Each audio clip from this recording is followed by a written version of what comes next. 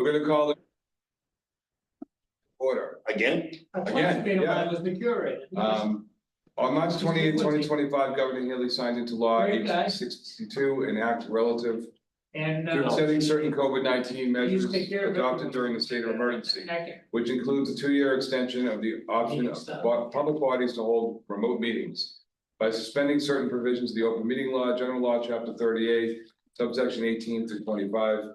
That action was effective immediately, extending the current option for remote meetings through June 30th, 2027. So I will take a roll call of the Finance Committee. Dr. Childs? Yes. Barbara Seal? Yes. Mr. Connors? Yes. Mr. Reardon? He is here, isn't He is. It's Mike. Joe, I think you're muted. But we see you, so we're gonna count you in. Heidi ho. All right, so our first order of business is the fourth supplemental appropriation of budget transfers. Mr. Cronin. Thank you, Mr. Beckerman. Good evening, members of the Finance Committee. A very brief transfer request is before you this evening. As you know, back in April, the Finance Committee Advisory Board took under consideration several transfers and supplemental items.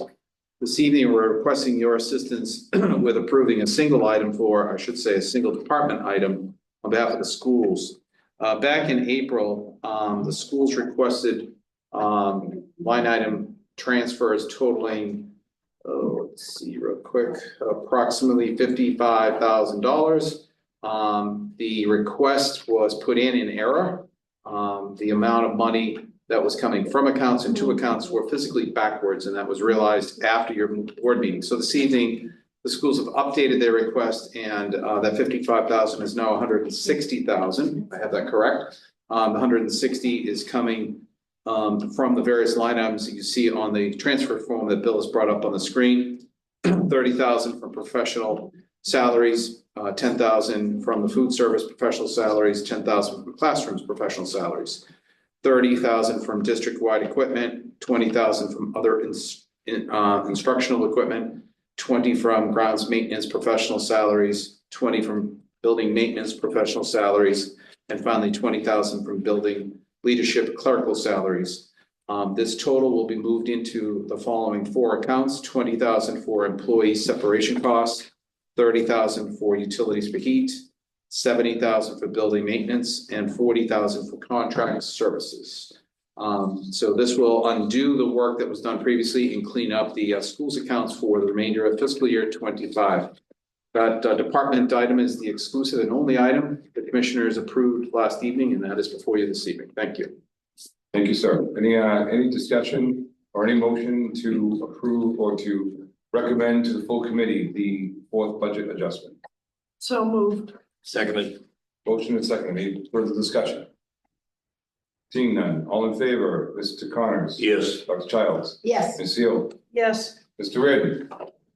Through you, Mr. Chair, I am in text communication with Mr. Reardon. Okay. He's having trouble hearing us. It appears on his device that we are muted, so. Can you put him on your speaker, Bill? Yeah, I think he's gonna fix it in a moment. The chair votes aye. We got a four to. So we got a majority vote, but I want to give Joe the opportunity to do it.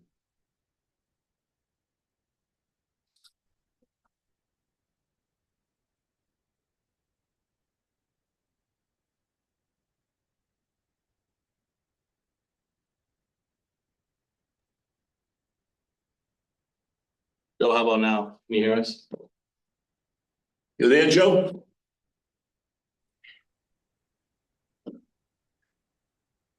Maybe he just doesn't like me. He's not muted. Crickets. All right, Well, well, you can keep going. I would Sorry. recommend that he log out and log back in, Joe. yeah, because he's not showing as being muted anymore on his side. Can you unmute it on our side? Bill? I asked him to, and he did, so. It looks yeah. like he did, but if you hit mute, oh, that would be muting it, never mind. Yeah. I told him to log out. Okay, so I think we can move on. We have a four to, we'll say a 4-0 vote. That works? Yes. Okay. All right, so we'll move on to the next item, which is a vote on the proposed fiscal 26 budget. Mr. Cronin. Thank you, Mr. Chairman. Good evening, members. The FY 26 budget presentation made to you on April 16th is largely the same budget that is before you this evening for a vote, with one minor correction. The schools have determined through some conversations with state officials that a proposed in-county sped tuition model is not in order. So consequently, the school's proposed budget that was before you had to go through some slight modifications. Bill, if you would be so kind as to pull up the proposed budget, scroll to page 75, also known as the school summary. Sorry, one moment. Take your time. As Bill's pulling this up, I'll briefly explain to you that the adjustments made are purely on the revenue side of the school's budget. It does not affect their spending. Consequently, the overall county budget spending number is the same as it was on April 16th. You note here, I've thrown right down to the call-up box. Bill. There you go.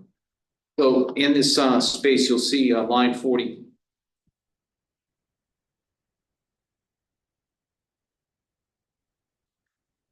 Okay. Line 42 is blank under the highlighted area. The previous version of this budget, the schools were planning sped tuition of $266,922. That figure is not allowable through state standards, so it is now deleted, and a portion of that value is now increased under the in-county tuition, which was previously $1.375. So you can see this. What the schools did is they just simply shifted the value of the tuition previously under in-county sped into the in-county space. So we have a revenue correction and a motion to not a motion to accept this, but the presentation will include an acceptance of the overall spending of $37,824,798.34. And just for people to understand, previously the school's revenue model was 18.77, now it's 18.648. It's just a very minor revenue hit. I do recognize, however, that this change may have an impact on the delivery of bills associated with tuition to member communities in and out of the county. I will defer any of that impact to members of the school leadership that are here tonight, but I'm not privy to the details. From a financial perspective, this is housekeeping almost, just a revenue correction. And it was a minor change. The change didn't It had no effect on it spending. had no effect on spending. No, it modified the amount of money the schools had to carry for reserves. They have less of a reserve now, but and then, like I said, there'll be an impact on how much certain number of communities are being changed in their tuition. How many communities are going to be changed? Like 5, 4, 5? I think it's 5 or 6. John can give you those numbers. Yeah. When he arrives, but I think it's 5 or 6, and the others would be unchanged or actually less than. Okay. So Nope. five or six are going up by 2%, 30%. Give me just a ballpark. I don't remember the percentages. Wait for Mr. Wallace. It has a lot to do with how many kids are sent. Okay, perfect. Thank you. Say it again, John. We had itemized out a special education fee for the in-county towns, like we had been doing for the out-of-county towns. And we based that decision on a couple of factors. One, we needed to increase the number. 2, we were using guidance that we had received 4 years ago that, as it turns out, was not proper.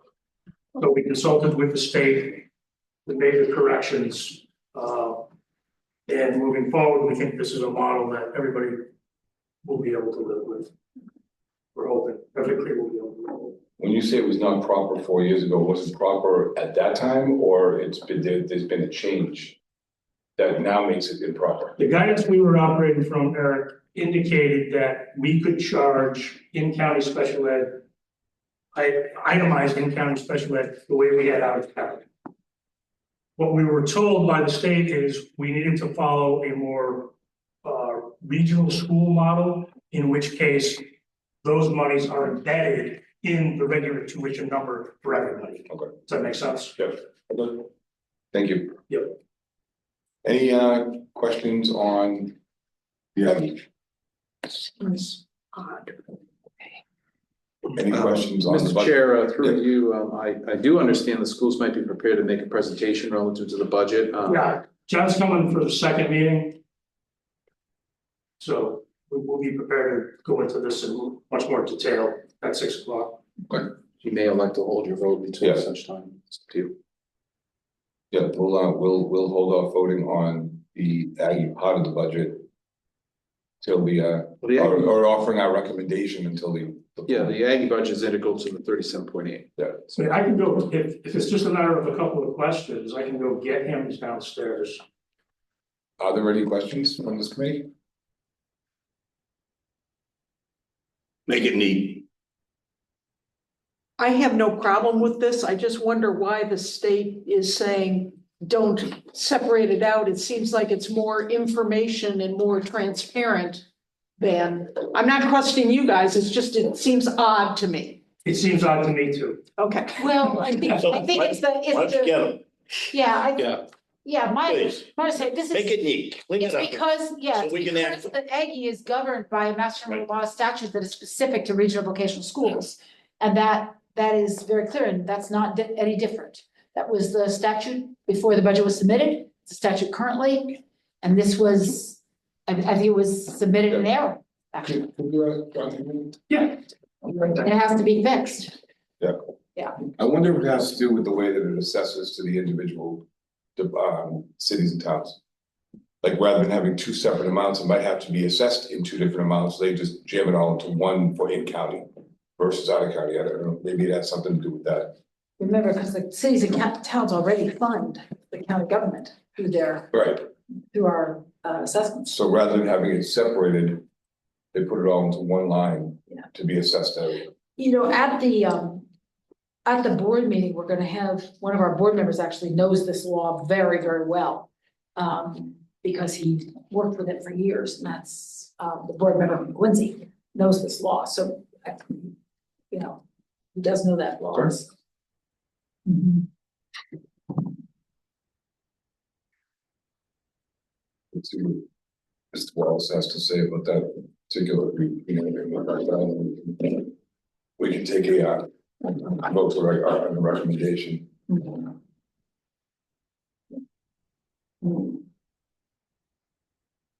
And there were a couple numbers that changed there though, right, from the budget? Yep. Not just the in-county and the in-county sped. It goes back to the total school revenues. Right, exactly, Paul, Yeah. yeah, exactly. So we should hear that. And the reserve. And the reserve. I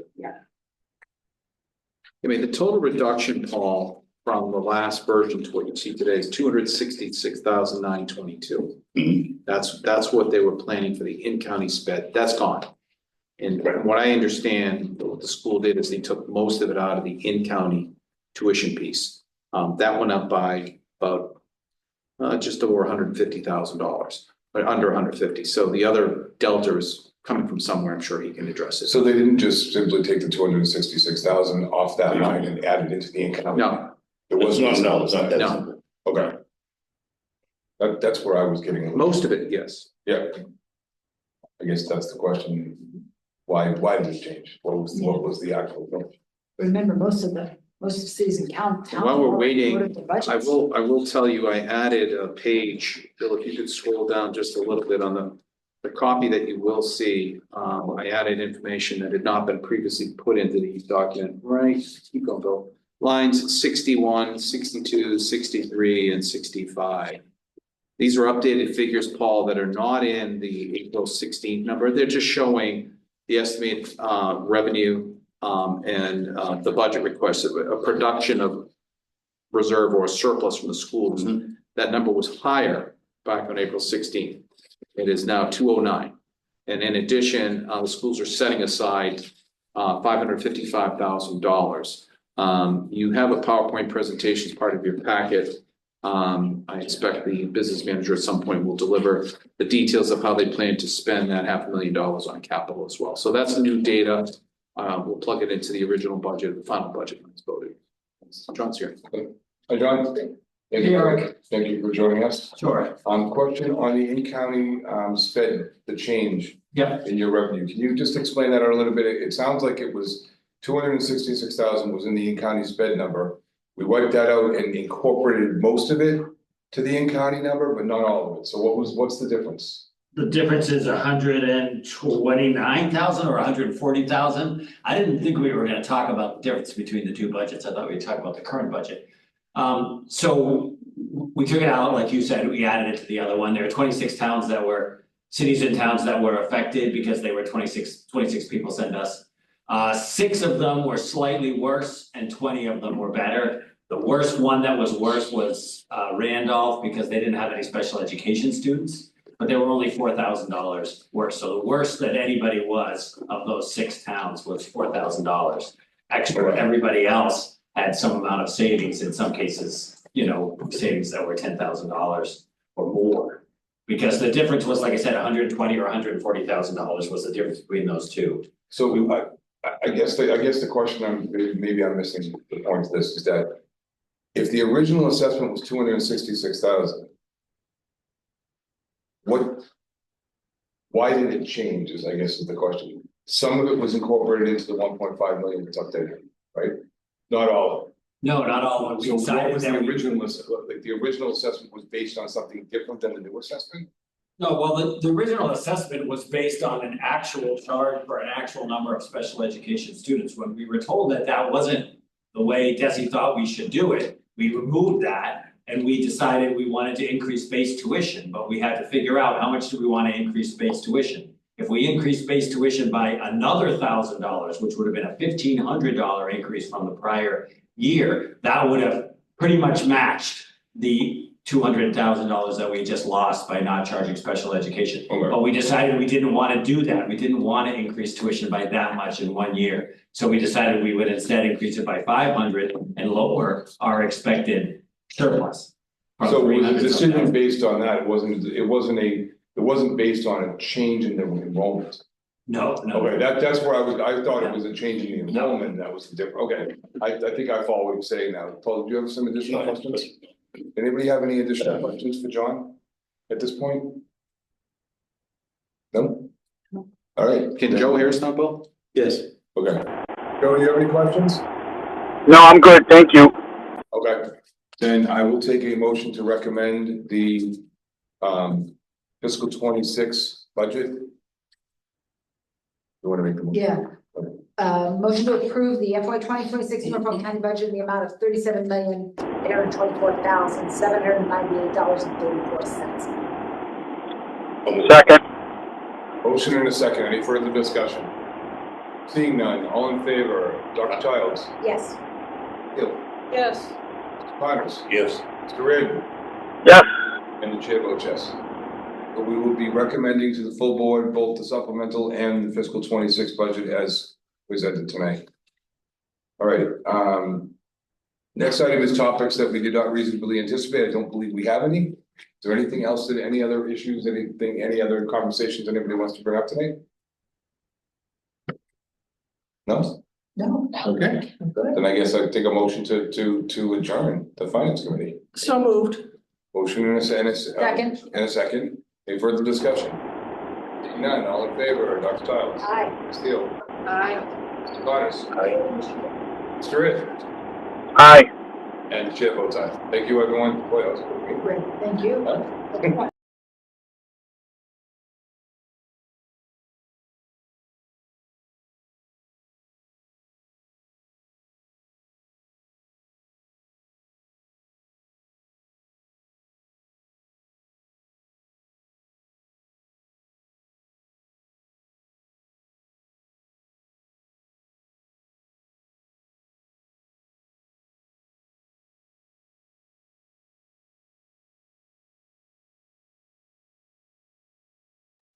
Should we do our roll call? We ready? Wait, before we do that, I have to do an announcement. This is a hybrid meeting. Governor Healy signed into law on March 28th, 2025. Governor Healy signed into law House 62.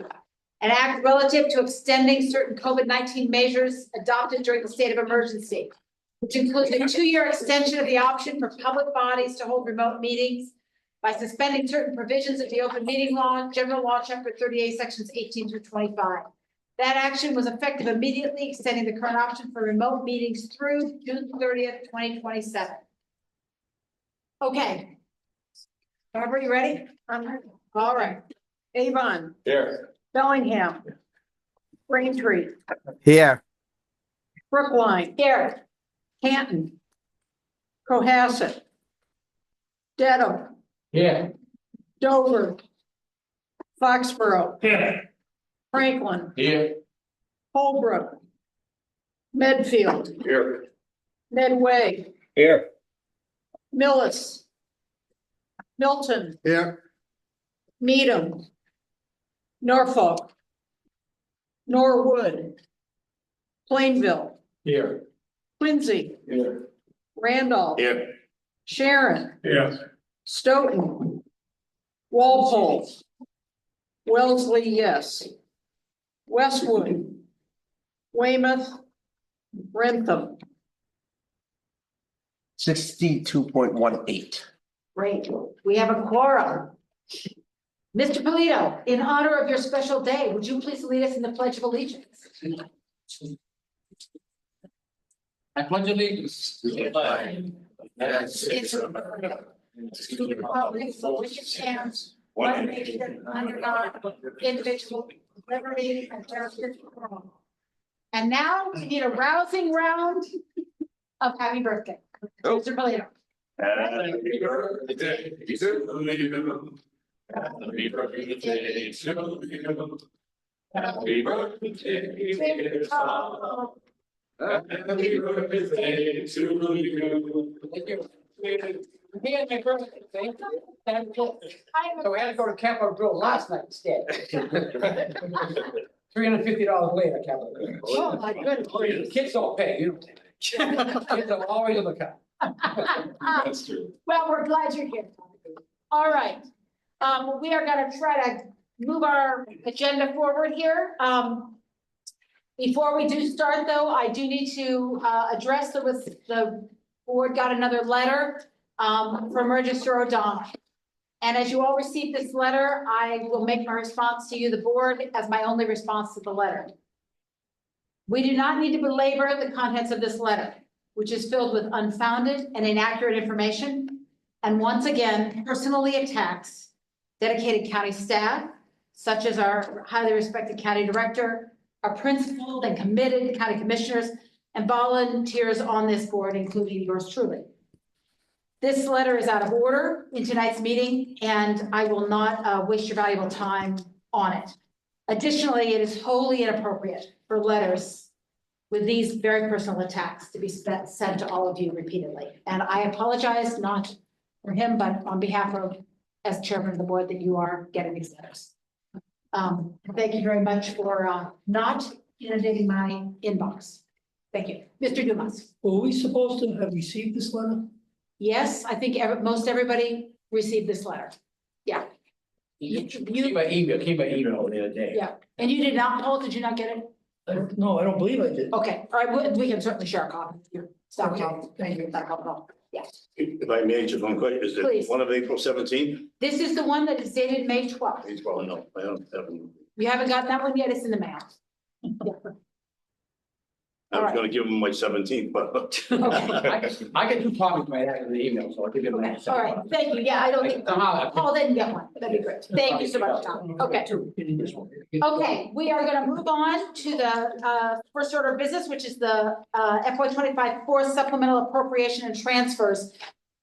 Mr. Cronin. Thank you, Madam Chair. Good evening, members of the advisory board. Pleasure to see you all.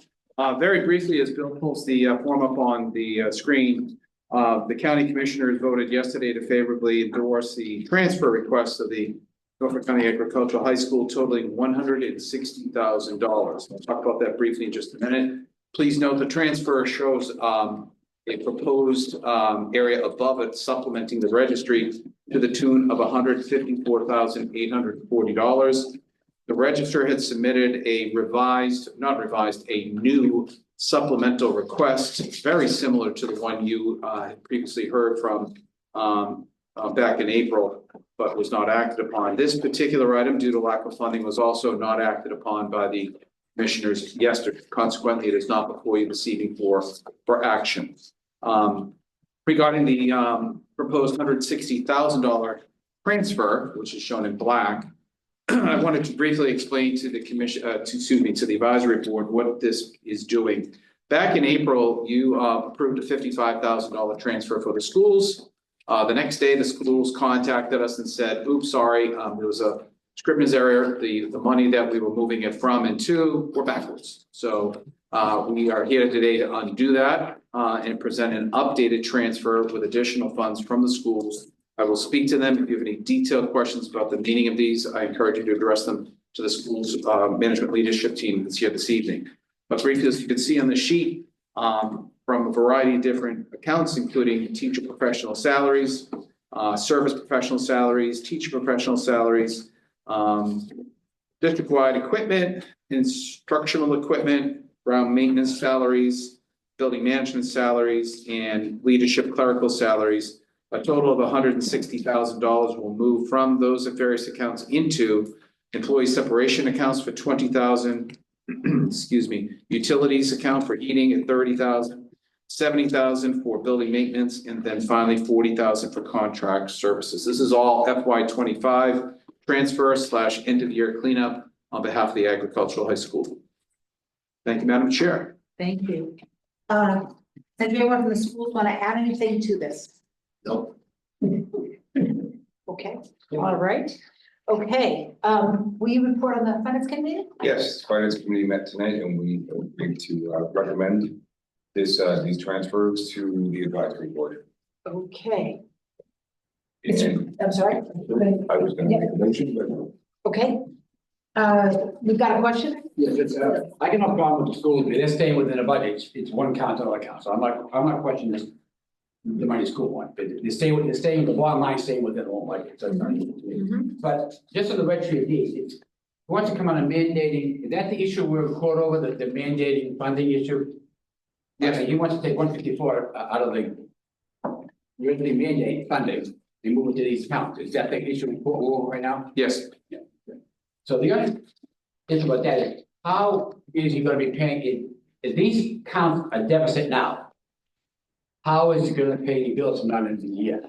Without incurring bills and not paying them? I mean, that's just a general question. I mean, postage, getting mail stuff out, I mean, our supply, I don't know all this. What? I think briefly, That's what I'm saying, and how can he? I can't give you a detailed question line by line, Mr. Toledo, but I would remind you and through you, the register and anyone else listening, you cannot experience deficit spending. Oh, I absolutely know. And some departments, including the registry, have been warned about that in writing. Chapter 35 is very clear. So to answer your question, you may not spend deficient, and you shall not spend deficient, period. So I can't say with any definitive understanding if the registry is in deficit. That's not known to me at this time. I'm just simply saying the funding that was requested is we don't have sufficient funding in our supplemental funding base to afford that. Similar position that we took back in April. Regarding proposed funding of supplemental needs through the mandated funding pursuant to general counsel, we're advised to stay away from that particular account. Okay. And projected mandated surplus in FY25 is just that, it's projected and will not be realized and certified until after July 10th. I'm not doing my job if I don't ask enough questions. Yeah. I'm sure. It's a follow-up, but it's my point. First off, I recognize the commissioners have not passed anything here. I'm just trying to get my arms around something. And I don't want to open up discussion of the registrar's letter except to refer to one point. He talked about the FY25 deeds excise mandated funding, which sounds like it could be this, although there's no account. My only question is, given the size of that mandated funding, there's some way that he gets annual revenues from the mandated funding? Yes, yes, It can't be held dry, so, Yes. so he has, what he's claiming in terms of the total amount, that made it sound like he wasn't getting it.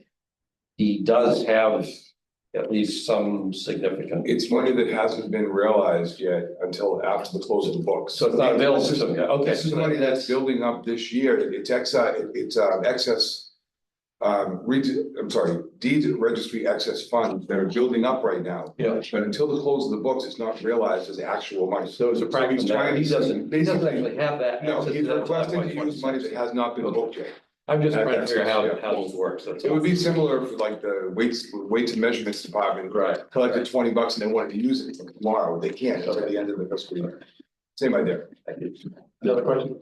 Just look at some of the things here, telephones. He's not gonna bill every month on the phone. So if there's no money to pay the phone bill, the phone gets shut off, so I'm just, look on the outside, look on the, I haven't talked to Billy about this at all, okay, I just give him the mail in a phone bill.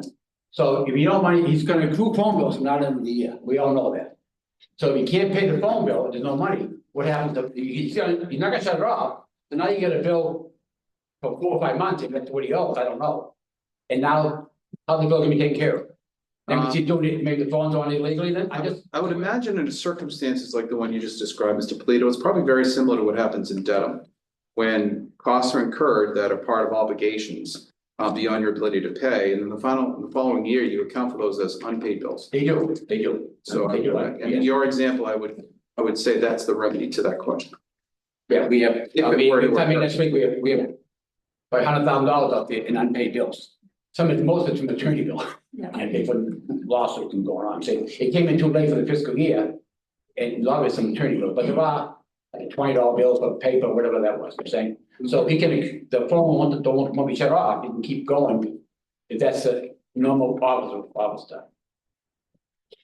Yeah, and I would also remind people on the on a supplemental budget, our legal obligations under this are to pass up or down what the commissioners send to us as the advisory board. That is different from our responsibility for the overall budget, where we can actually discuss other lines, but that's the other thing. So we really are voting tonight on what was owed to us from the commissioners.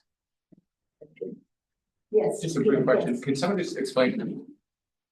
Employee separation costs, just a brief example of what we're talking about, so I know what that means. Yes, Mr. Wallace. Yeah, that's just, those would be accumulated vacation days, unpaid sick days, it's all, mostly it's teachers, it's mostly governed by contracts that we have in place either for administrators or for teachers, so this year's estimate was a little bit lower than the way it's turned out to be. We had a few more retirements than we had planned at the beginning of the year, to do about at the beginning of the year, so I just need a little more money to get through the end of the year. Very good, thank you, Madam Chairman. Great, no problem. Any other questions on the supplement? Yes, Just a please. quick question, and I'll direct it to John. Yep. John, I know what this kind of year end is all about, these transfers.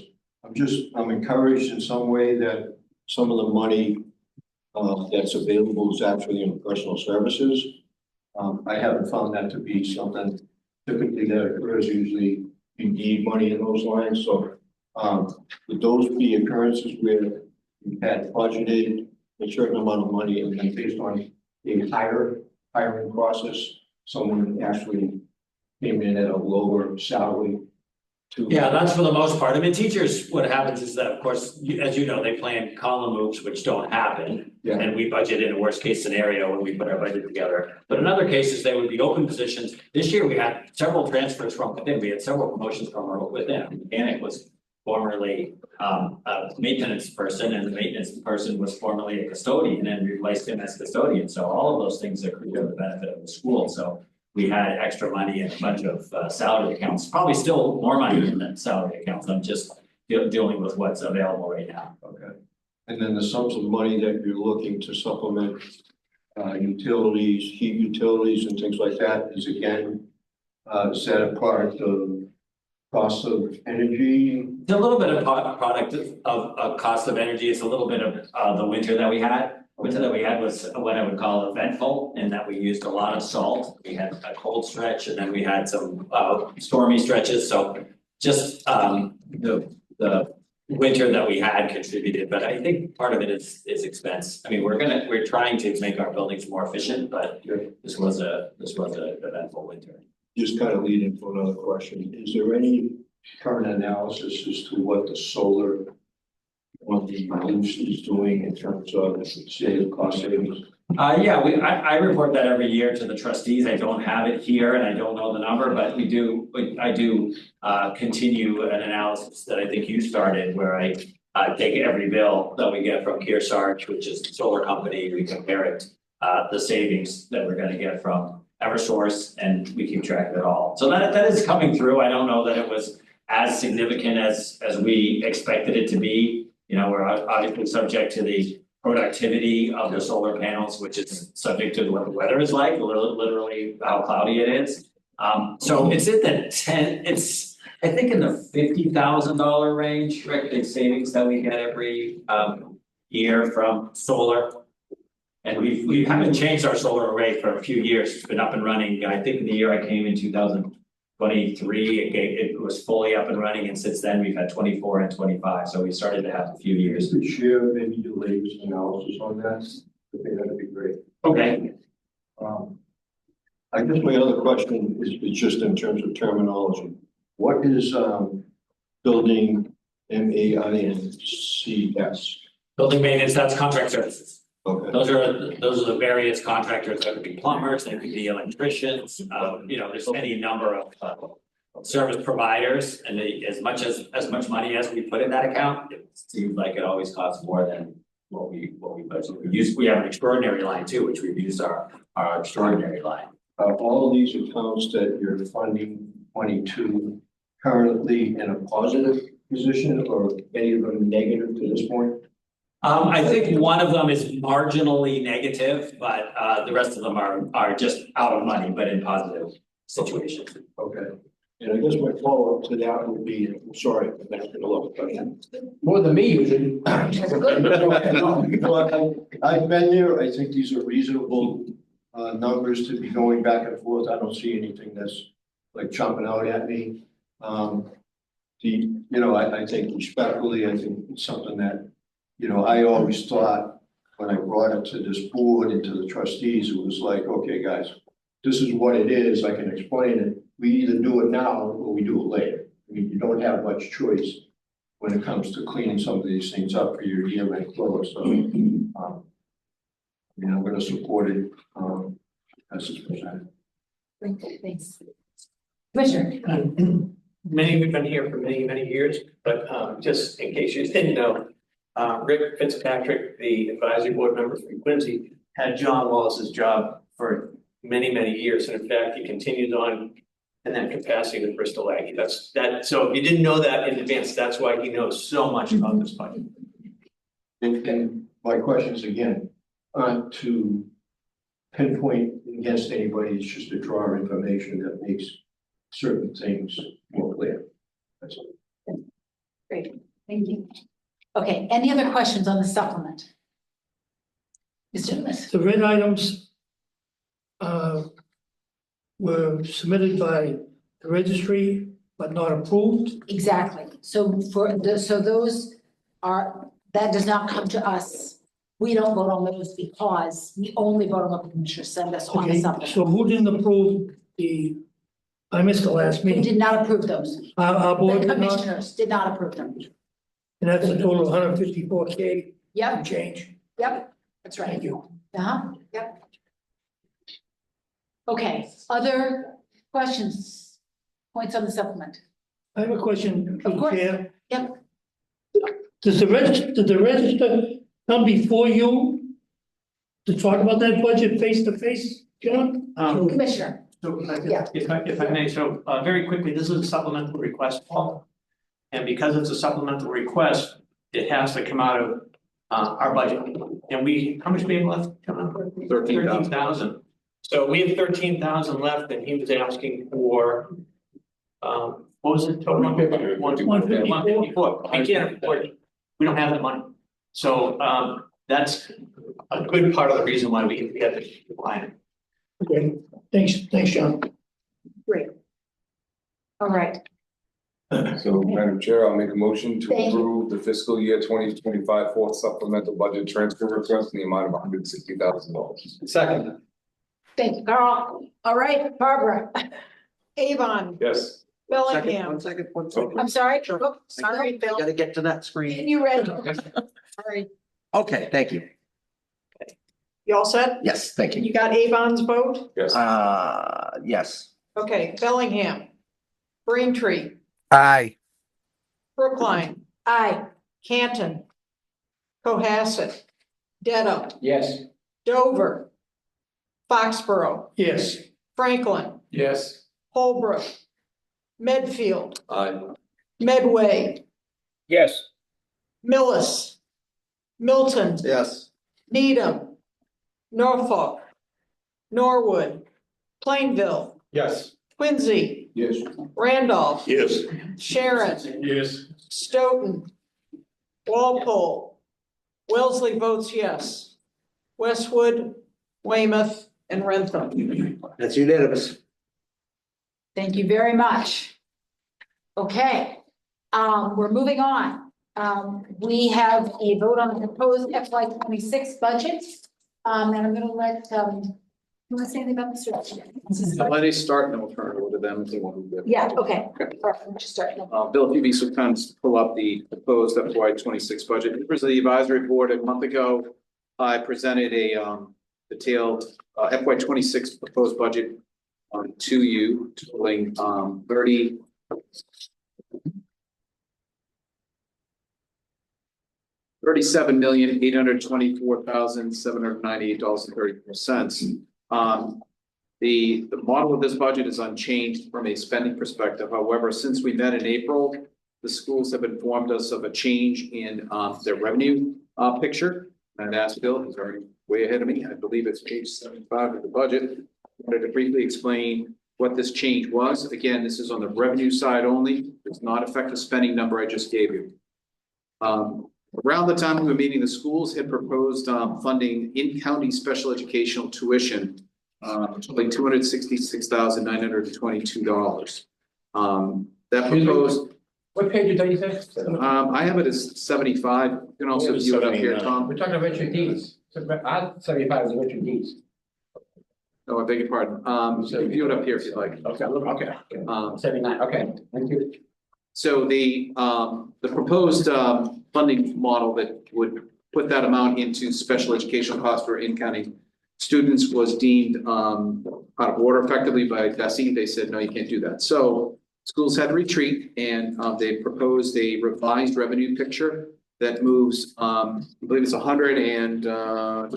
137,000 of that into the in-county tuition line, which previously was 1.375. It is now 1.512.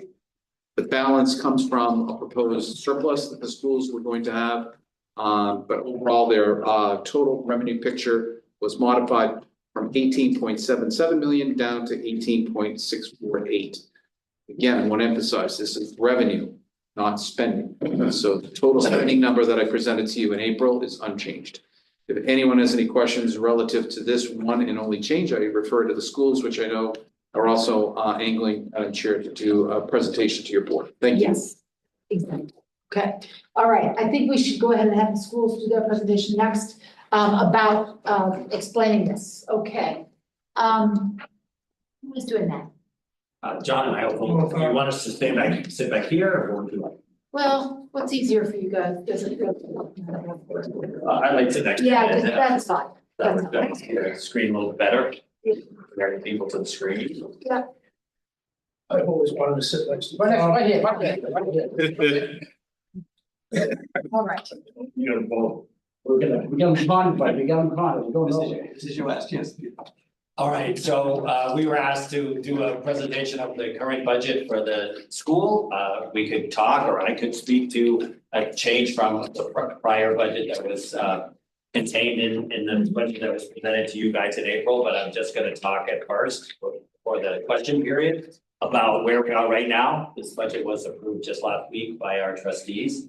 Bill, if you could go into the summary of the elements, I will let you guys read. I trust you can all do that, but I think that basically the important parts to point out are there no adds to the employees of the school, no new FTEs. One thing I want to point out is the total percentage of in-county students has increased from 43% to 46%. This is really relevant to the finances of the school. Those of you that are familiar with our tuition structure, we charge a quite significantly higher tuition for out of county than we do for in county. And that will be relevant later on when we talk about our tuition rates, but I just wanted to point out that there's been a trend over the last few years where we're getting a higher and higher percentage of in-county students attending the school. So every one of the classes of the school this year, that percentage from senior to junior to sophomore to freshman is higher for in-county.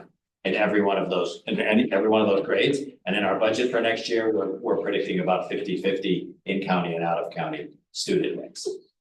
We're expecting that trend to continue, and I believe based on applications for the school, well, I know based on applications for the school, it was 50-50 this year. We had half of our applicants from in-county and half of our applicants from out-of-county.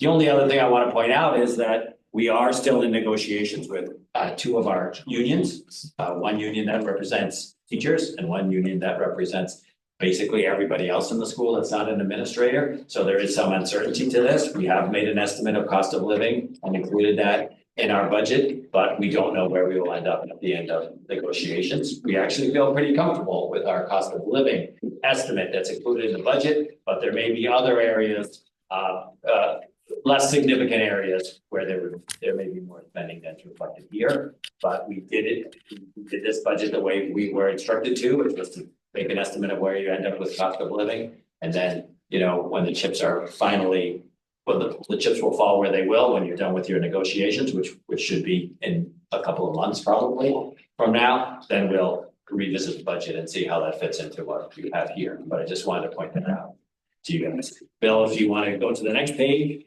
it will be impossible for anybody to read up on that screen, but John and I did want to make a few comments about enrollment in the school, just to help people understand where the county fits into the enrollment of the school and where specific towns fit into the enrollment of the school. We have about 595 students, the majority of which, about 56% in this year, are out of county and 44% are in county.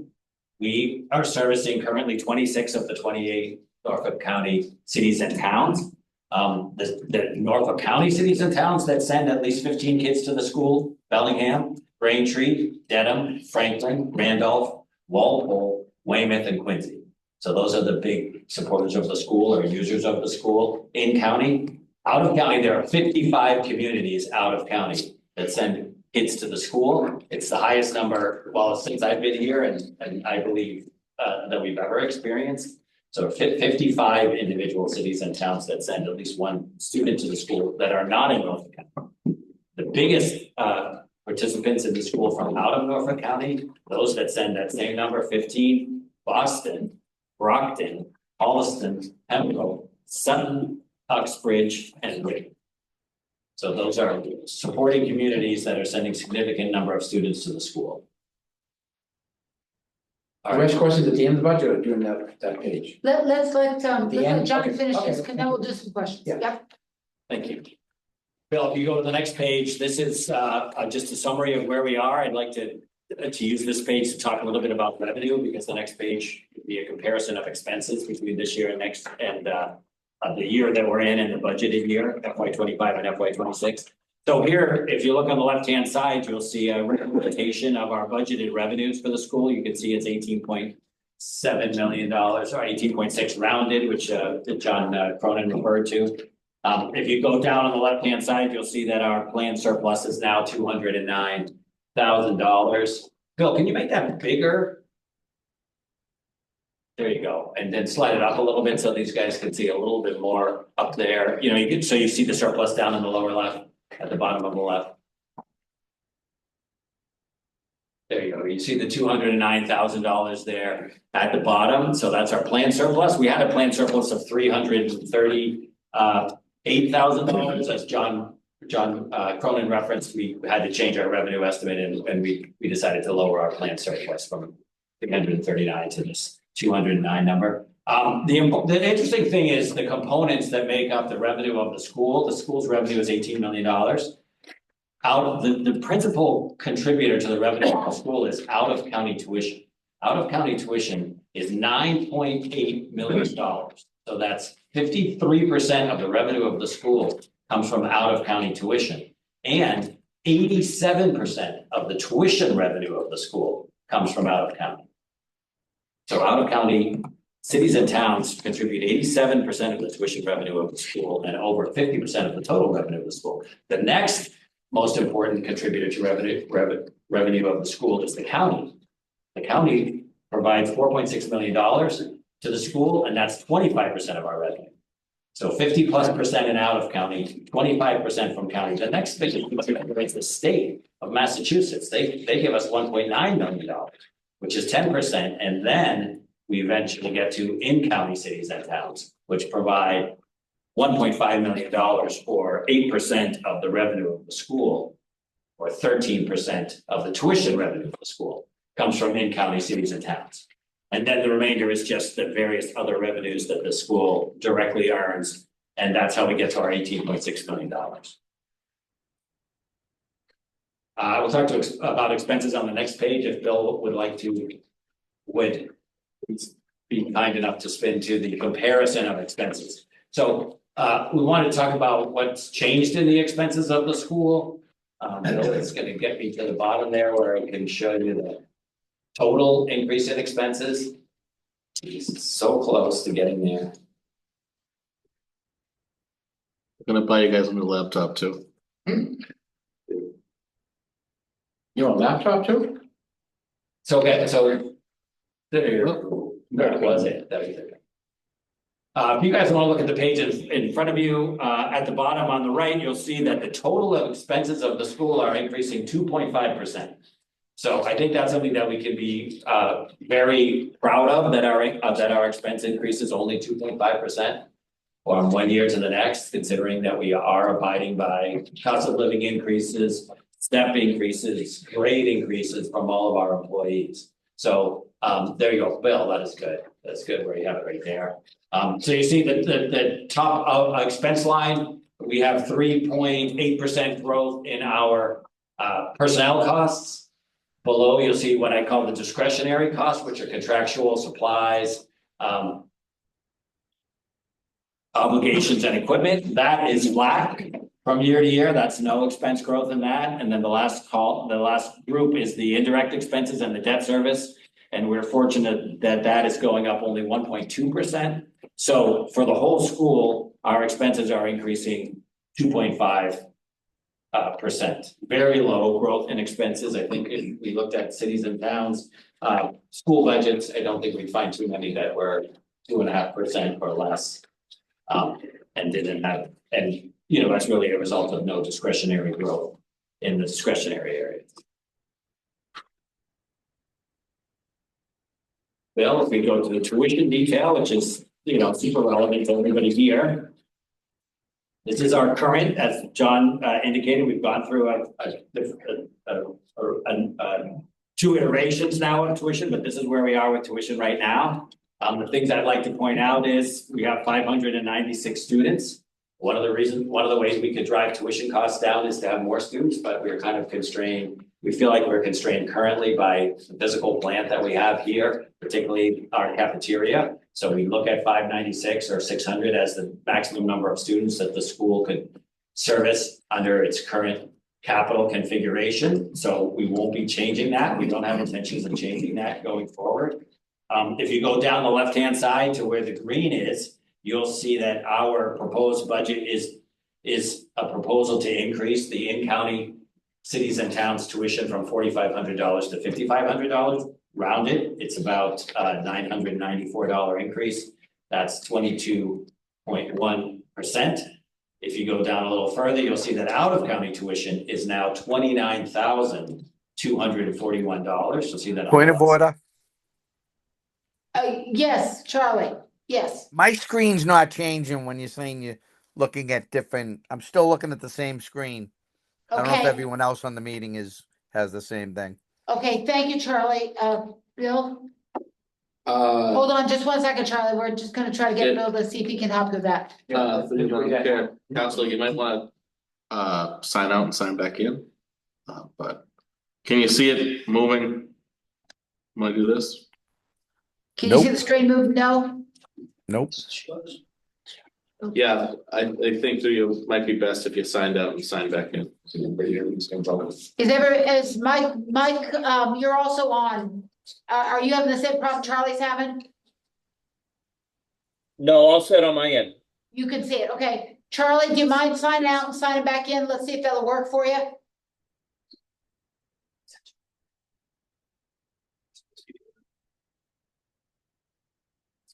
I'm sorry, John, just give us a minute here. Let's see if we can get Charlie back on.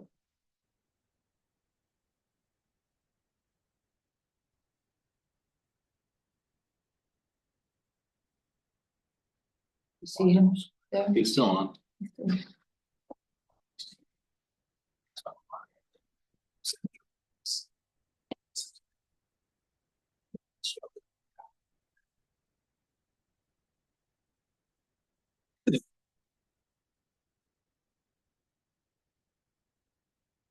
Let's go to the link on his email. See it that way. Charlie, it's also in an attachment and a link to your email in case you need to just pull it up.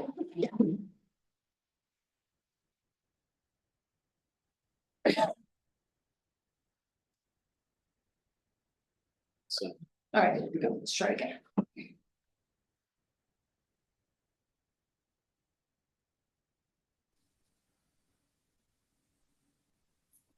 Is that working, Charlie? Still not working, but thank you. You know, Charlie, try your email with the attachment. Open your email with the attachment that Bill sent you. Okay. You just sent that yesterday, Bill? Yeah. And see if you could just see the attachment so that you can follow along that way. All right? Yep. All right. Thank you so much. Okay, John, proceed. Thank you. So I just referred to the out of county tuition number of 29,241. You can see that in the lower left. It's not in green, but it's below that green line. The green line that says in county special education, I passed over that because we're no longer asking for a special education tuition surcharge. And if you go further down that row, you'll see that we're anticipating 275 in county students as opposed to 260 in county students last year. So this is what I referred to earlier, is that our in county student population is on the increase, and we're planning on having 15 more in county students than we did last year, which means 15 less ish out of county students than last year. It's not perfect because our number of students changes every year.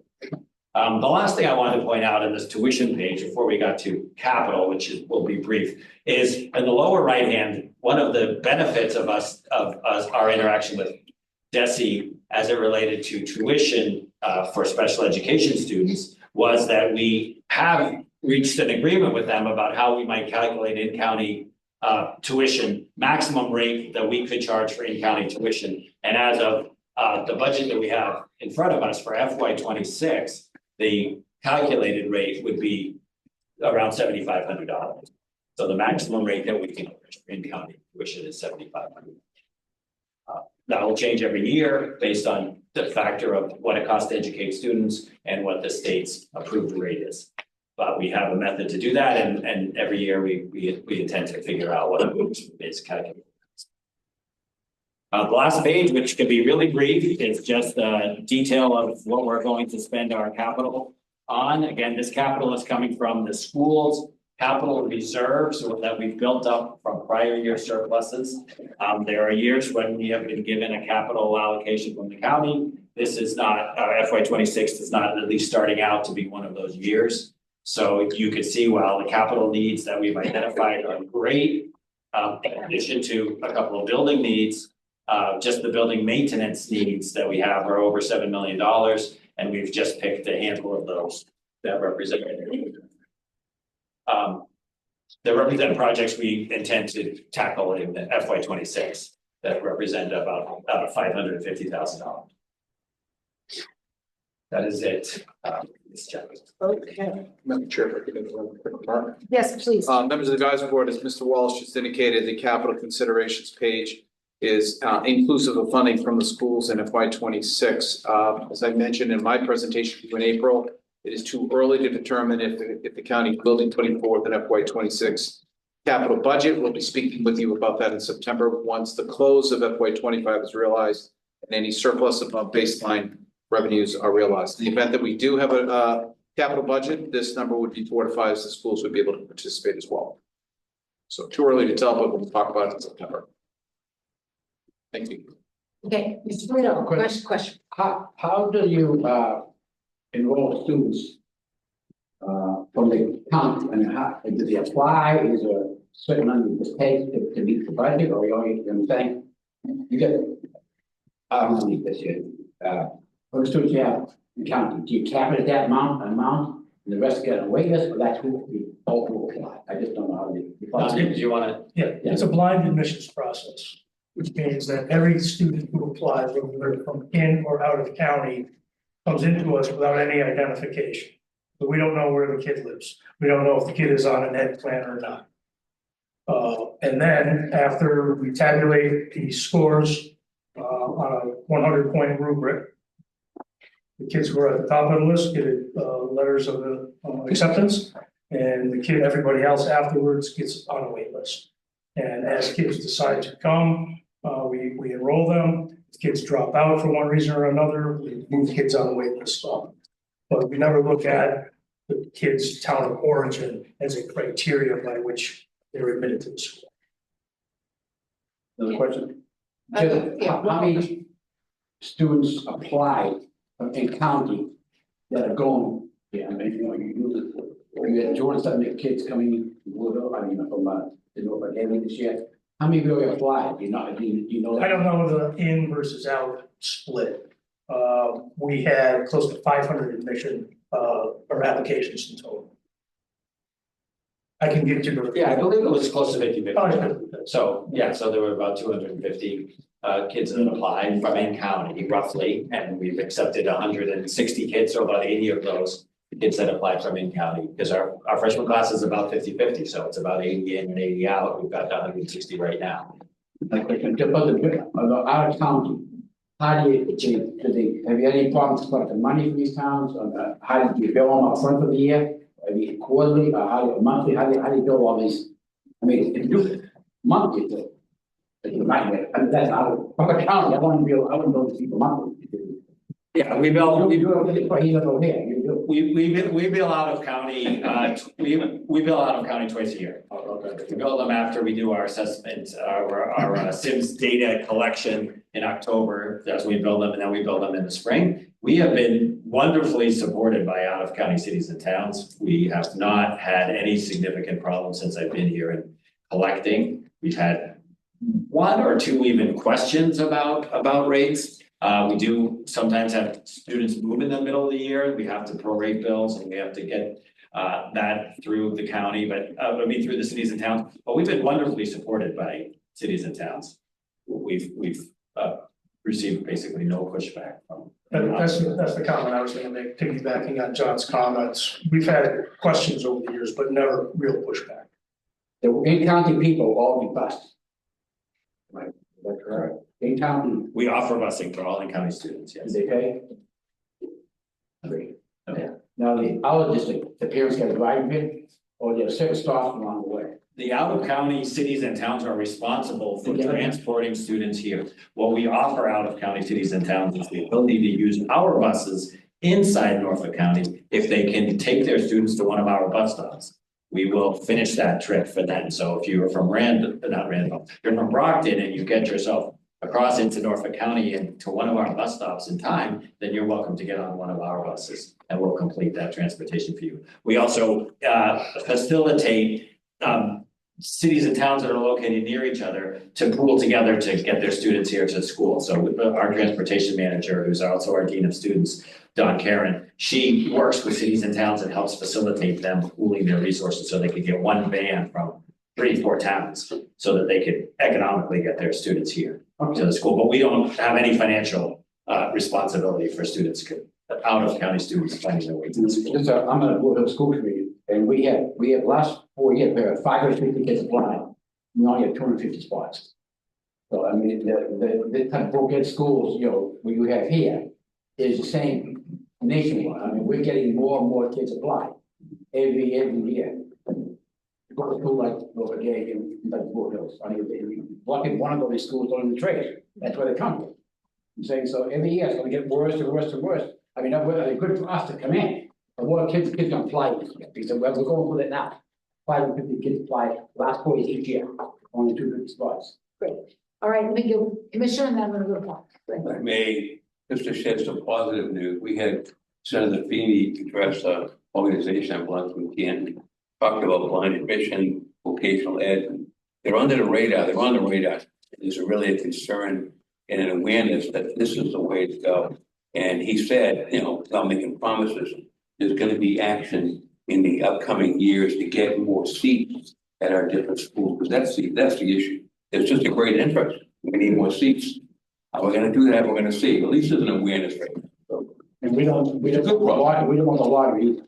No, Because a lot of them local schools. That we can't, that's a different issue. I'm saying that. There's an awareness and we need to increase capacity, both at our own school, as trustees, and other vocational schools. So we'll see what we can do. Thank you. All right, we're gonna go to Paul from Foxborough, and then we're gonna, Charlie, you're next after Paul. Go ahead. Just FYI, I was in attendance at a Foxborough Select Board meeting earlier this year, and Mr. Wallace made a presentation, very thorough and very well received. I think he followed the Southeastern presentation, did you? You know, I'm wondering, in grades 10, 11, and 12, do you have kids transferring in from, you know, the regular district high schools? We have a target of having 155 students in the freshman class. So we start the year 160 acceptances. Usually we're in the 150 plus when the year starts. If they leave early enough in the year and we go below 155, we will replace them early in the freshman year as ninth graders. Then between 9th and 10th grade, we tend to lose some students who have put in a year at the school and decided it's not for them. So we will then backfill the class right back to 155 students for sophomore year. So we have an acceptance of 9th graders and we have an acceptance of 10th graders. Once we start to lose 10th graders, we don't backfill anymore because it's not possible unless they're coming from a vocational school for them to plug into our school and be able to graduate. So it's basically 10th grade is the last time you have a chance to get into the school unless your circumstance was really extraordinary. I don't believe that's happened, right, John, since you and I have been here, that we've admitted anybody after 10th grade. We've had requests, but because we think it was not a good match. All right, Charlie. Hi, I have a couple questions, please. What is the current rate for an in-county and out-of-county student? Okay. Well, if you mean the proposed rate, I'm assuming, let's just go with the proposed Current. rate for FY. Current rate. Oh, you want the current rate? The current rate is also on that page. It's approximately $4,500 for an in-county student, and it's approximately $27,900 for an out-of-county student. Okay, Charlie. And what is it proposed? 5,500 in and 29,241 out. And that's for FY26? Yes, sir. So my question is, if I did quick math, if you went up like 10, 20%, what's that, like an over a 20% increase? Yeah, 22.1%. Why are you raising the in-county tuition that much in 1 year? It's a function of a couple of things. It's a function of a slight increase in expenses, but the primary driver is a reduction in special education students, which reduces our total tuition. And the fact that we have more and more in-county students. The more in-county students we have, the more the tuition in county will have to go up to compensate for the fact that we're losing that $29,000 student who was prior student of ours from out of county. So this is something that we've tried to educate at least our own trustees on over the years, is that there's a balance between in and out of county students. John Martin is correct. We are agnostic about where the students come from. We're very particular about admitting the students that would best benefit from the school and we feel would thrive here without consideration of how much their respective communities are going to pay us.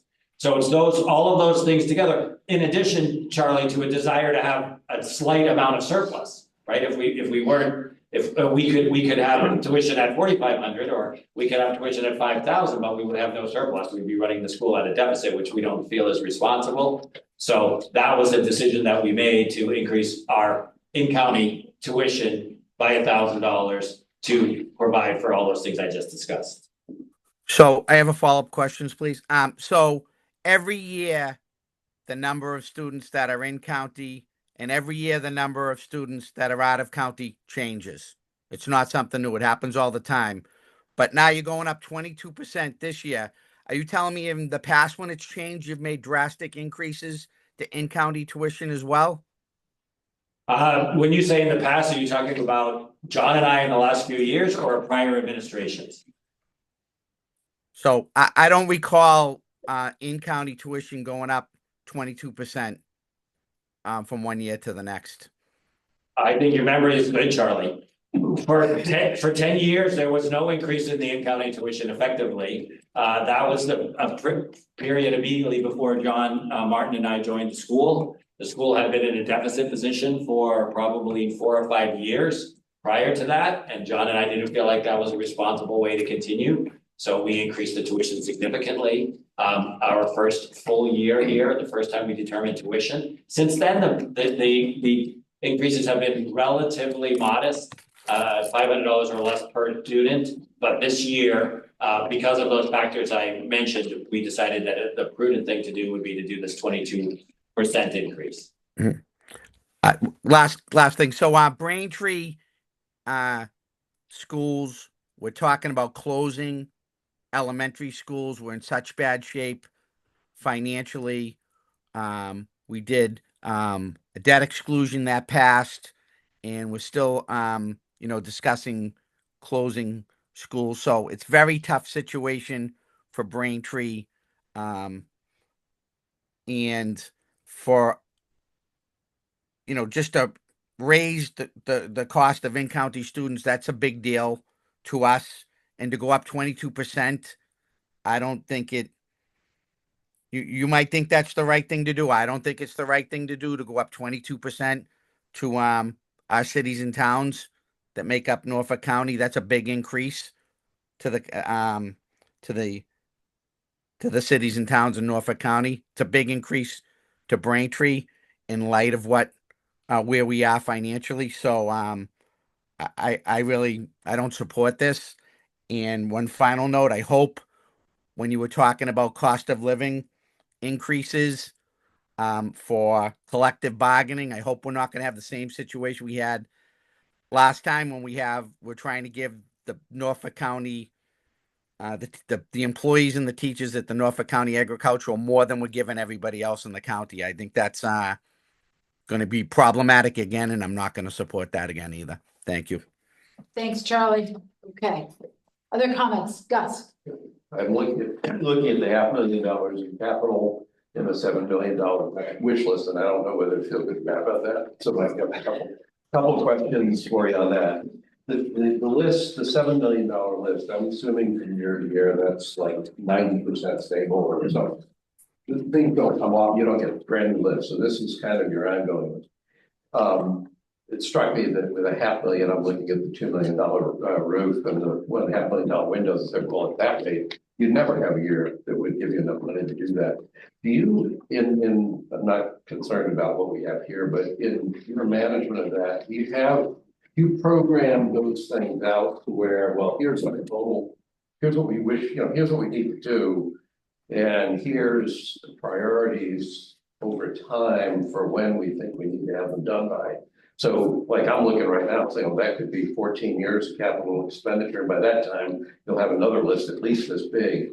So it's got more to do with how you manage your projection and capital. You have internally a way of prioritizing and time phasing this stuff. Yeah, we did. I haven't listed it here, and it was suggested that perhaps we try to prioritize everything on this list. But internally, yes, we've gotten our facilities manager has given us a list that he has prioritize the things that need to get done. I mean, we're frankly struggling with trying to figure out how to deal with capital issues because our borrowing is limited. Our surplus obviously is not something that we want to or feel comfortable creating giant surpluses, so because it would be on the backs of cities and towns that are sending us students. So we're trying to balance these things, but there is no easy answer The to these reason things. I asked the question is because our town used to just sort of do a page, we had a list.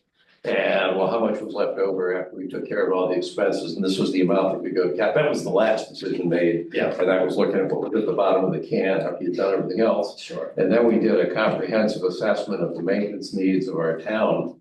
And came up with a shocking number, like $40 million. And so when you kind of just incrementally do it, it's easy to wander into a big hole. And that doesn't do you any good either, because then suddenly you have major capital. So it's got nothing to do with budget. It's got to do with, in thinking about it, if there is a number that's the number it should be, it's easier to get that number on the table and articulate it. If there's some sort of, here's everything we've got, here's when we need to have it by, this is what it would look like. And the more you don't take care of the stuff along the way, chances are the more you're pushing it out. And that, as much as you don't want to hurt anybody, at some point you're going to hurt somebody a whole lot worse because of everything gets pushed. It's a little bit like OPEB. Yeah, oh, I'm sorry, John, Just a yes. quick follow-up to that, Gus. Two things. Number one, in April, I proposed a plan with replacement coming in to join the schools and in some kind of a thoughtful program to match available county capital monies with school capital monies to sort of amplify or multiply their ability to get to some of those big ticket items. That's number one. Number two, and feel free to talk about this, either John or John. Your proposal, I understand, includes a development consultant on your screen that can help raise money externally and above what we can provide for the school's benefit. And it's new in your budget. I know you talked about it at your trustees meeting, so I'm going to bring that up too. It was suggested by one of our trustees, Mark Parrish, at a meeting a couple of months ago, that we explore the possibilities of a developmental, quote unquote, consultant. And we think that idea has a lot of merit. In some ways, looking at this school, not even though it is a public school, but perhaps the administration would start behaving like we were a private school. And that we would start looking at ways to increase revenue by looking at alternate revenue streams. And somebody who has an expertise in that area, certainly isn't me, and it's not John Wallace, but somebody who knows how to do this for a living would really benefit the school and help us to buy a new plant science group, perhaps, because they're going to be able to target folks who are going to want to contribute to our school. Rick, now Yeah, I'd just like to kind of dovetail onto your comment, John. So conceptually, I think it's a good idea.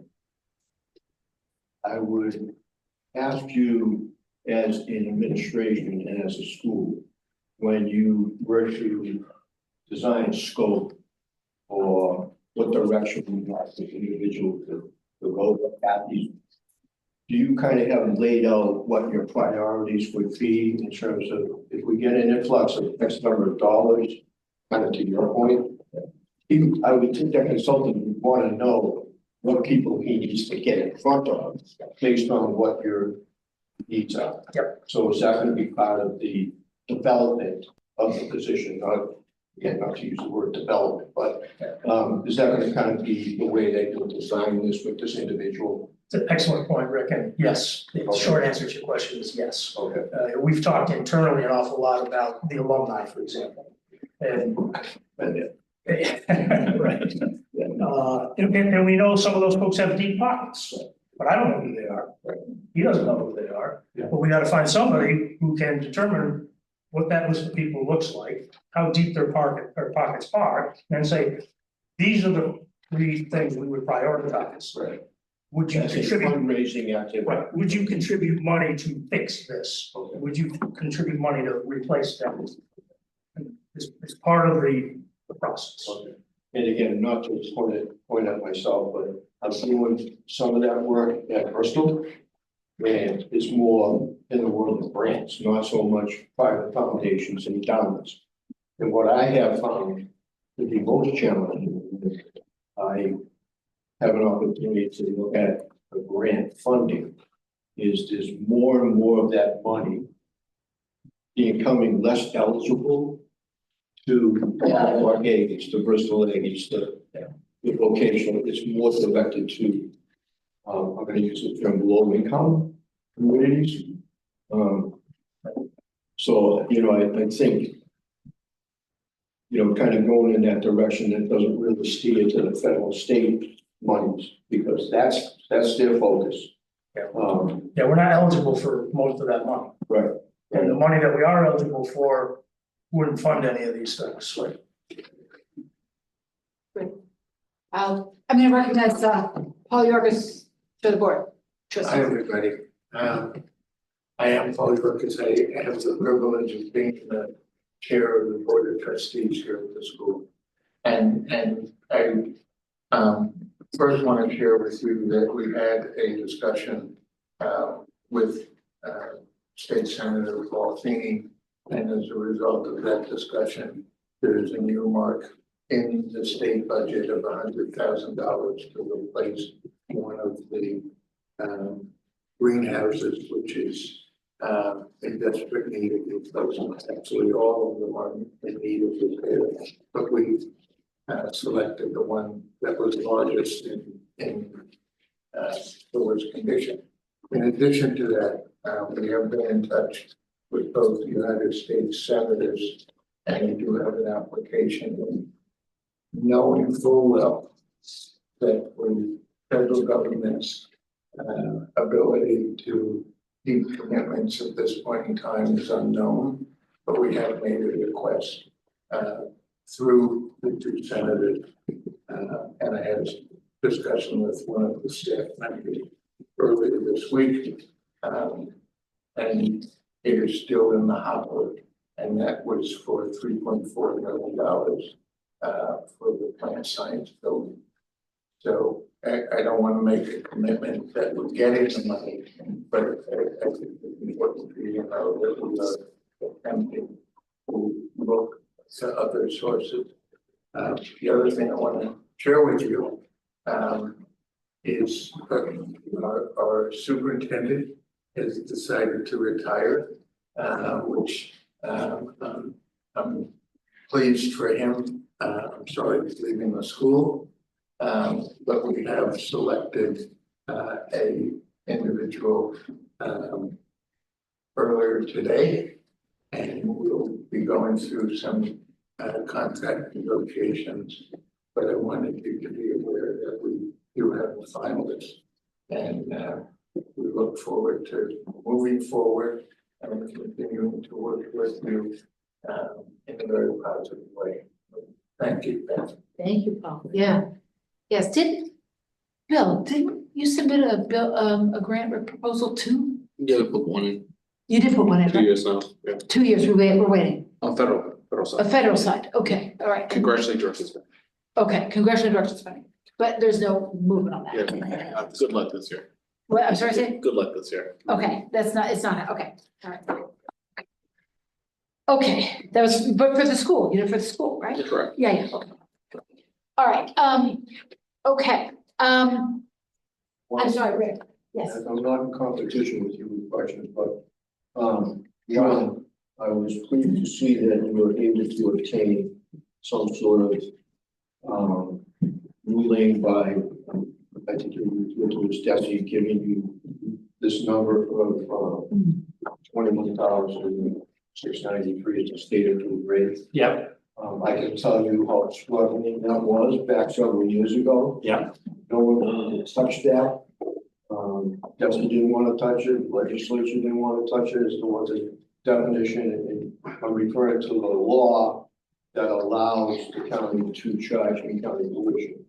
And it's the difference of the overall budget and the state rate. Right. So I'd be curious to know, I mean, we looked at different ways to come up with that. That's the spending, the contribution, you know, all those formulas in chapter 70. So I'm curious as to what methodology they gave you that sum of money. I will get back to you with that, Rick. It wasn't, it was just a published rate. That's just a published rate on the DESI website. That was not a calculation, but I can be more specific with you. Okay. John and I looked it up, found it on their website. And said, And that kind of goes back, it knows to your comment about not increasing in-county tuition. And one of the reasons we didn't do that was because we didn't have clear authority as to how much we could charge. In fact, if anybody on the board remembers, that when we instituted the in-county tuition, Mr. Really, we had a town that decided they weren't gonna pay it. And in fact, we had a hire attorney, it didn't go to court, there was a settlement. And in that settlement, it was agreed that the state rate was in fact what the out-of-county tuition rate was. So we had no leverage to charge anything beyond that to the in-county students. So it wasn't a matter of us strategically saying that, hey, you gotta start charging something. It was a matter of we didn't have clear authorization that we could charge anything. And I can remember in the very beginning, when we even instituted the in-county tuition, there was commissioners that were elected that really had, kind of a, hey, I don't know if I can go to my communities and, explain to them that all of a sudden they're gonna have to pay in-county tuition for something they never paid. So, I mean, it was a learning curve, huge learning curve. So, I mean, where we are today seems to be in a much better place. And I would agree that, whatever, because we always thought that no matter how you looked at it, an in-county student for sending town was a good deal at that rate. But at that time, and John, I kind of want to point this out to you, that we had no in-county tuition. So the contribution that we were getting from the county was huge. That was our fail-safe. And, to the point where we would sort of go in front of the county commission and say, listen, there's got to be some way that you can support the school financially at a higher rate, because we can't afford, to be in the structural deficit that we were in. And that's kind of the history behind it. So I kudos to getting that number settled. That's huge. The other thing that I'd like to comment on is, I think strategically, they're doing this at Bristol, and I hate to compare us to them, but it's there, it's the same place. This talk about blind lottery, I'm hearing more and more that that's going to happen. And I think you need to plan for that. Because what's going to happen is that this task force that they're formulating, DESI wants the lottery.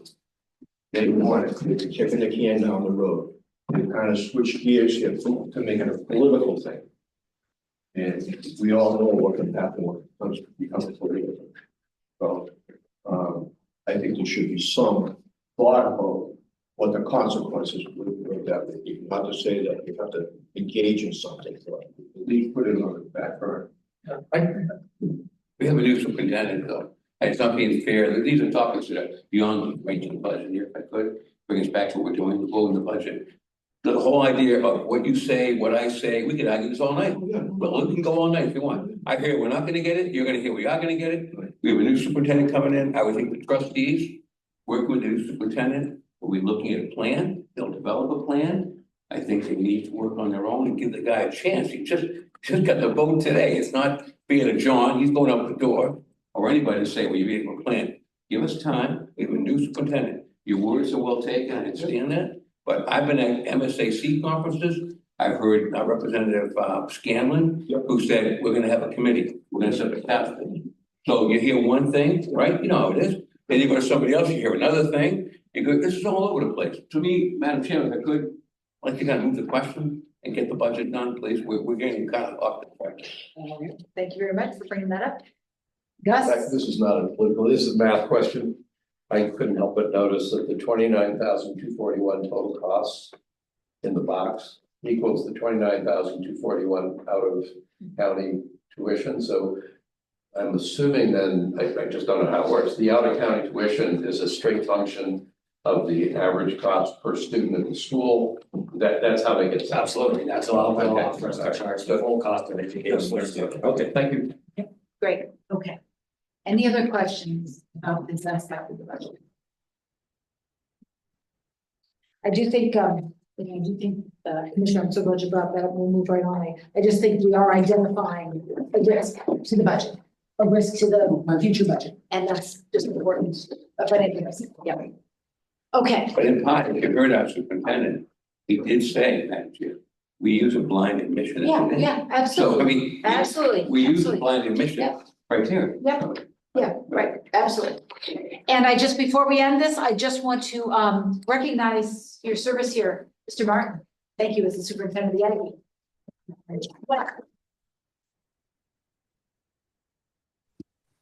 Okay, anything else on the schools? All right, we're gonna circle back to the whole budget, which is still the same bottom line number that we had in April.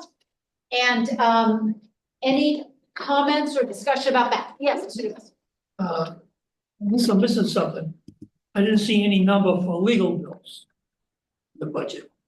There is a number for legal bills in the budget, and I'm gonna have to go to Mr. Cronin, see if we can help you find that.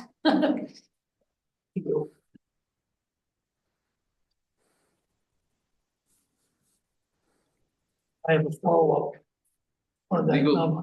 Legal services are budgeted in line 104,5235, $119,000. Apologize, Mr. Dumas, but in April, I understand you may not have been present, but I did explain to the group then that that is approximately $50,000 below last year. Okay, that was my follow-up. We're projecting a savings due to hopefully the end of the litigation with the register. And furthermore, we won't be in collective bargaining as intensively as we were in FY 25. We see some savings coming back. No problem. Other questions about the FY 26 budget? Question, Mr. Plato. is just going on the employees' contracts, the county employees, how many have contracts now? Are you all in negotiations or? We're all in negotiation. Every unit is. I can't hear you, I'm sorry. Every unit is in negotiation. That's right, yeah, all three. And you have money put aside for that? We do, yeah, it's in reserve. Yeah, For part of this budget. For all units? That's correct. Okay, I didn't know, it was somewhat. Okay. So we have, of course, we have to move that money probably another meeting on the. That's once the contracts are ratified and we come around to you probably in the fall, if everything goes well, if not the spring. We'll have to transfer from there into the respective lines. When's the contracts are over? June 30th. June this year? That's right. Okay, thank you. You're welcome. Okay, other questions on the FY 26 budget? We may have beat this horse to death. Anything else? Anything? Okay, nothing online, Bill? Okay.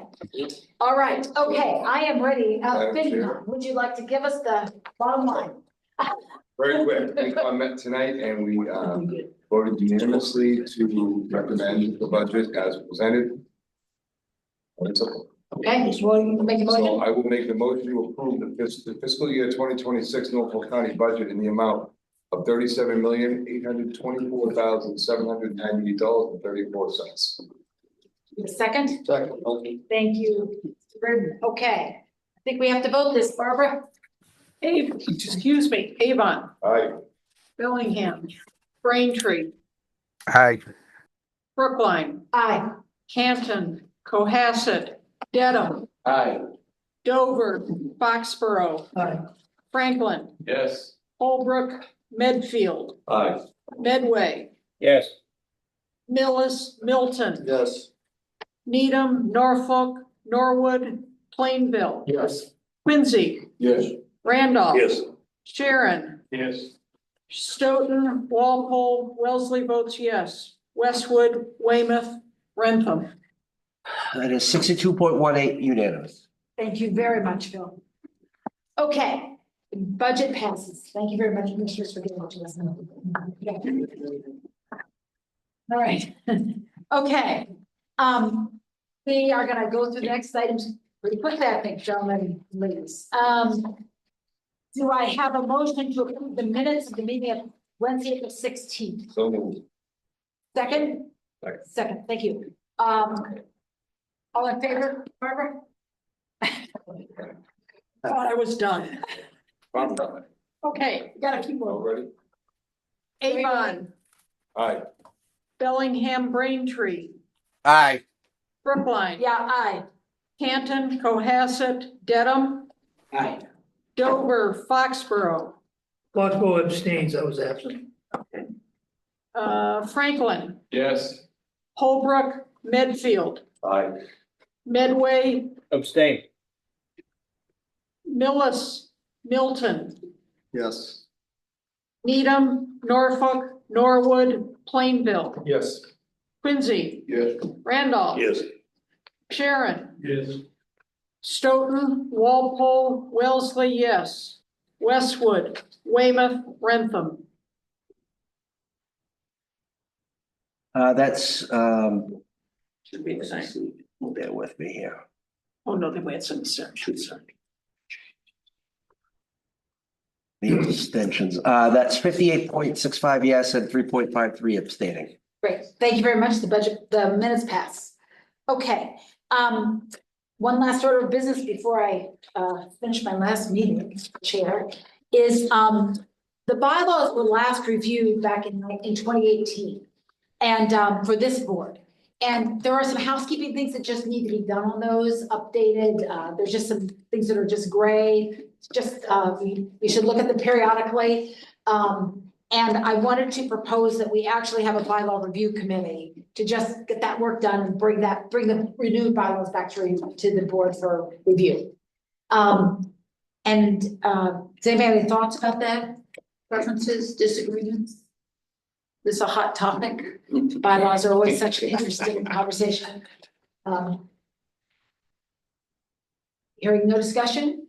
Carl, did you do the last one? Did you do the last one about bylaws review? It'd be a good idea, to look at them. That's what It it doesn't is. Like, change, but right, you know, right, to look at it exactly. 4 or 5 years anyway. Right, exactly. We should do that. It's a function we should just complete. Might be nothing changing either, just. It's possible, right?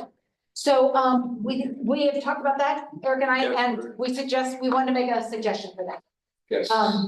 So would you like to move, Sure. a committee to do the bylaw review? I would like to make a motion to formulate the bylaw review committee made up of 3 members.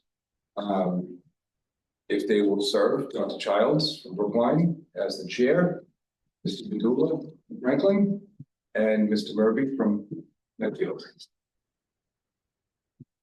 Okay. Is there a second to that motion? Second. Thank you, Mr. Polito. Okay, Barbara? Avon, Yes. Bellingham, Braintree. Braintree, Sorry, aye. Brookline, Aye. Canton, Cohasset, Dedham, Yes. Dover, Foxborough, Yes. Franklin, Yes. Holbrook, Medfield, Yes. Medway, Yes. Millis, Milton, Yes. Needham, Norfolk, Norwood, Plainville, Yes. Quincy, Yes. Randolph, Yes. Sharon, Yes. Stoughton, Walpole, Wellesley, yes. Westwood, Weymouth, Rentham. It's unanimous. Thank you very much. Motion passes. Okay, the last item before other topics is a report of nominating committee. Mr. Reardon and Mr. Connors and Mr. Connolly graciously served to help us come up with the slate. And would you like to report out, Joe? I'd be happy to. Okay. Madam Chair, thank you, and thank you through you to the members. The nominating committee was appointed by the chair to advise her as to individuals who may be suitable for nomination to serve as officers for the upcoming year. And with the advice of the committee spoke to the chair, and the chair is nominating the following individuals for election tonight. Mr. Beckerman of Avon as chair, Mr. Fitzpatrick of Quincy as vice chair, and Mr. Murphy of Medfield as clerk. Thank you so much. Welcome. I appreciate it. Is that a motion or is that a recommendation? That's the recommendation. The recommendation, From okay. you, yes. All right, thank you very much. Okay, so I would entertain a motion. We can do this, we can vote this in block, correct? Terry? Yes. Nominations from the floor. Oh, thank you very much. Thank you. Are there any nominations from the floor? Yes. Have they all agreed to serve, the three nominees? Yes. That were recommended? Anybody has a better idea. Thank you. Mr. Dumas, that's that question. Thank you guys for helping this. Yes, we have to ask for a call for any, are there any nominations from the floor? Close nominations. Move to Gotta do close it three nominations. times. What's that? Gotta do it three times. We have to do it You three. gotta call for further nominations three times. I do. Okay, all right, will do. Thank you. All right, so I only done it twice. So I have to do one more? Yes. All right, any further nominations? That's 3 times. Yes, Close nominations. I'll accept your motion. I'll second it. Thank you, Mr. Dumas. You guys are great. We're gonna get it done here. Okay, want to move you all fast. All right, good. All right, so we, I think we can vote these in block, correct? We don't have to vote them individually, right? Nominations. Okay, that's right. All right, so we're gonna vote Slate. the slate. Mr. Beckerman from Avon for chair, Mr. Fitzpatrick from Quincy for vice chair, and Mr. Murphy from Medfield for clerk. So All right, moved. Thank you so much, Mr. Ryan. Okay. Seconded. Thank you, Mr. Connors. Okay. I think we're ready to vote. One Unless it's substitute, discussion. start at 5 minutes. Here you go. Come on. Oh, good, we're going for it. Okay, all right, Barbara. Avon, Aye. Bellingham, Braintree, Aye. Brookline, Yes. Canton, Cohasset, Dedham, Aye. Dover, Foxborough, Yes. Franklin, Yes. Holbrook, Medfield, Aye. Medway, Yes. Millis, Milton, Yes. Needham, Norfolk, Norwood, Plainville, Yes. Quincy, Yes. Randolph, Yes. Sharon, Yes. Stoughton, Walpole, Wellesley, yes. Westwood, Weymouth, Rentham. And it's 62.18 unanimous. Thank you very much, and thank you to all of you for being willing to serve. Topics, other topics, Mr. Dumas. How many people online at the meeting? Two. Three, actually. Two members and an observer. Oh, I see. Yep. Thank you. No problem. Okay, any other topics, Mr. Polito? It's 2116 Celtics, but besides that. Thank you, we got get money here, so everything's in here. Then, of course, I sent an email back to, I think, Bill in the kind direct about every meeting I've been to, there's always been open discussion at the beginning of the meeting. Being in boards, there's always a, open discussion. Someone wants to come in front of this board for a question, they should be able to come in front of us. Every board I've been on, there's always that part. Some meetings you let people speak and some meetings you don't. One meeting you let the trustees speak and last meeting you let people don't speak. So we should have if you want to speak, they want to speak at the beginning of the meeting and at the meeting starts, there can be no more discussion outside, but there should be every man better. There's always an open discussion.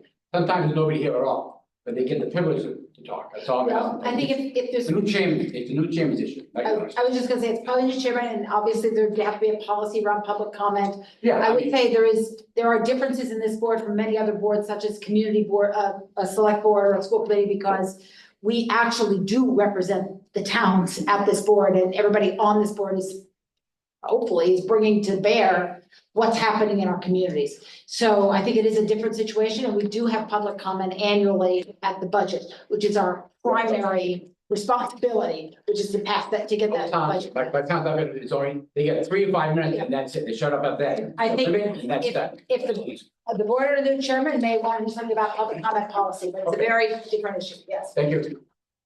Alexei Beckley, I call him birthday, but there is no requirement. No, That you have to have. No, there isn't quite, no. So again, it would be up to the board, this board, to decide. We did have it as noted by the chair at the time of the budget hearing. Yes. And on this particular meeting, the concern was because it wasn't posted on the agenda that there'd be public comment. Right. But that's again, you got a new board coming in, talk it over. Yeah. Knock yourself out. We have, on our commissioners, we do. but there's no requirement. That's right. Have to have it. You know, limit the amount of time to a limited discussion. Okay. All One right. town neighbor, stop it, right, for now. Thank you, Mark. Carl. I would just like to know, I would like to thank the board to recognize, thank the chair for her service and this board for their service here tonight.